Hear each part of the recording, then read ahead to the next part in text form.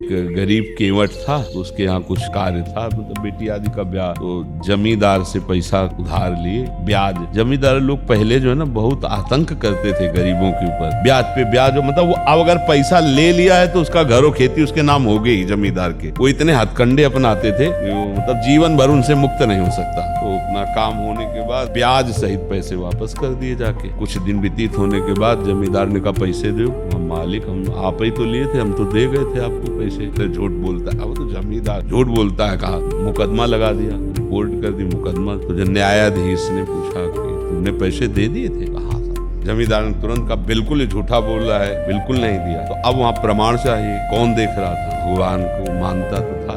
उसने कहा रघुनाथ जी हमारे देख रहे थे कि हमने आपको पैसे दिए। तो जज ने कहा अगली तारीख हम निश्चित करते हैं, अपने रघुनाथ को लाना बुला। अब वो थोड़ा समझ रहे किसी रघुनाथ का नाम होगा, किसी जनरल आदमी। बोले हाँ साहब वही देख रहे थे, वही आप गवाही दी। पक्का उसको विश्वास था कि भगवान आए। दूसरे दिन तारीख में पहुंचा, कहाँ है तुम्हारा गवाही? और जमींदार जानता था कि कोई तो था नहीं वहाँ, ये केवल अपनी बात को पुष्ट करने के लिए ऐसे ही कह रहा है। उसको क्या पता था कि भगवान सर्वव्यापी उसकी बात सुन। उसको दृढ़ निश्चय था कि मुझ गरीब को इस बात को भगवान ने देखा और वही, और निश्चित भगवान आएंगे। तो कहा कहाँ है तुम्हारा? तो बोले बुलाओ। जैसे रघुनाथ हाजिर हो, ले लटके। हाँ सरकार, पहला दर्शन निषाद भी कर रहा है भगवान।